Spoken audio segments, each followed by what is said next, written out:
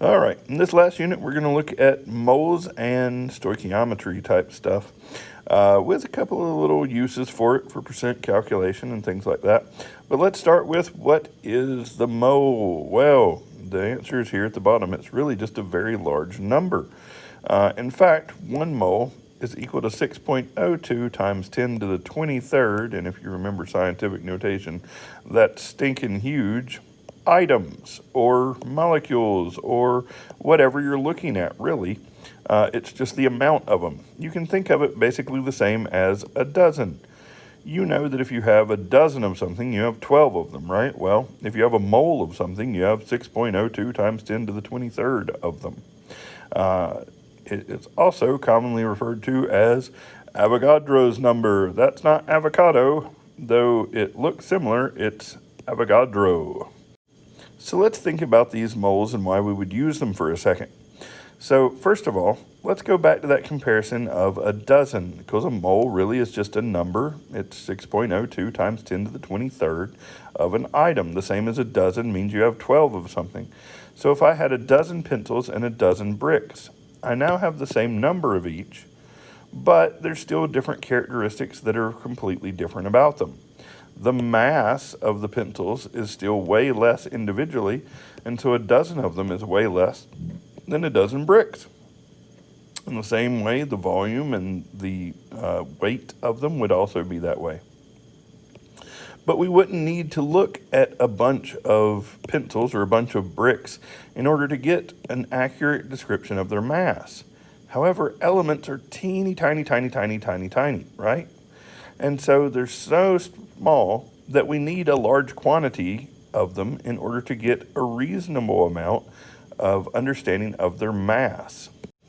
Now, since you're looking at an incredibly large number, a mole, of these things, instead of the teeny tiny individual atoms, you need to understand how huge of a difference it would be. So that 6.02 times 10 to the 23rd would be, if we had 1 mole of hockey pucks, it would be the equivalent of the mass of the moon. If we had a mole of basketballs, it would fill a bag the size of the earth.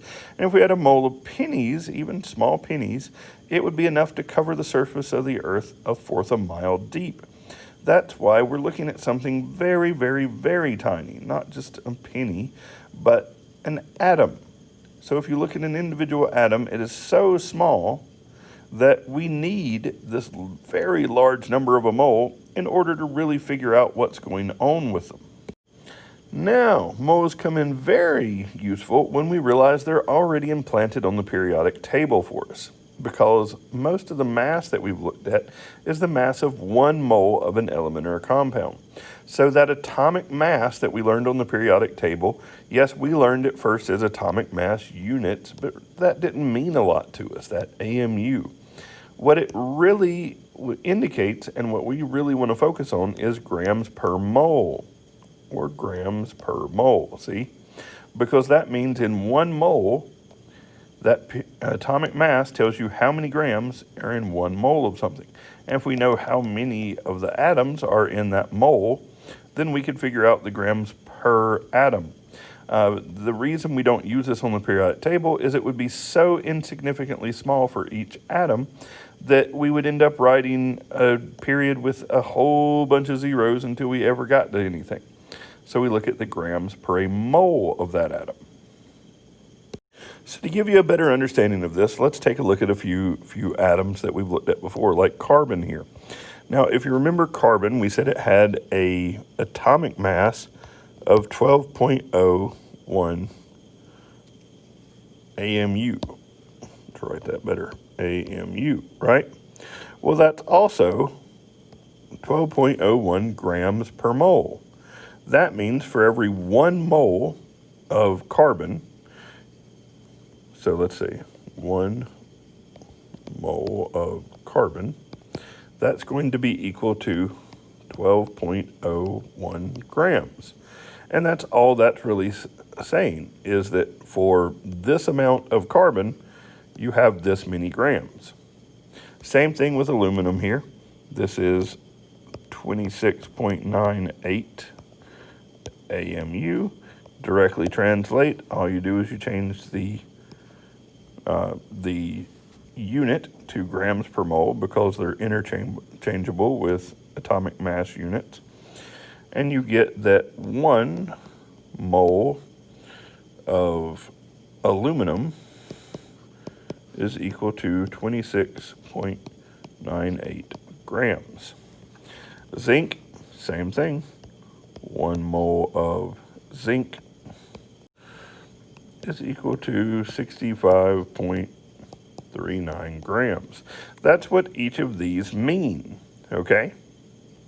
And that's why that mole is so important. Because realize that you could then find out how much grams for any of these by simply dividing them by that 6.02 times 10 to the 23rd of that moles, right? And you would be able to get how many in one atom, because 1 mole of zinc is equal to 6.02 times 10 to the 23rd atoms of zinc. Okay, so now that we know that that applies to individual elements for the molar mass, we can come up with a molar mass of entire molecules. Like, this is a very common one, water, H2O. It's 2 hydrogen and 1 oxygen. Well, I can just go to the periodic table and find the AMUs, or the grams per mole of hydrogen, and for oxygen. And I multiply the hydrogen by 2 because I have 2 of those, plus I add the 1 oxygen. And I know that a water molecule now has 18.02 grams per every mole. So that means for every 6.02 times 10 to the 23rd of actual molecules of water it would have a mass of 18.02 grams. And you can measure this. Grams we can measure. And you would be able to know how many moles you have then. Sodium chloride. Sodium, chlorine.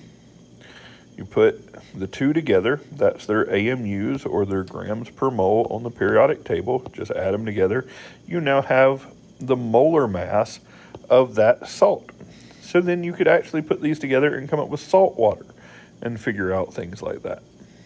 Even if we get a little bit more complicated, and we do say like sodium bicarbonate, also known as baking soda, you just go for each one of the elements that you have, and notice we do have 3 oxygen, so that mass gets multiplied by 3, and just add them straight together, and you have the molar mass in grams per moles of that molecule. Sucrose, or sugar, basically. You have a whole bunch of carbon, whole bunch of hydrogen, and a good bit of oxygen.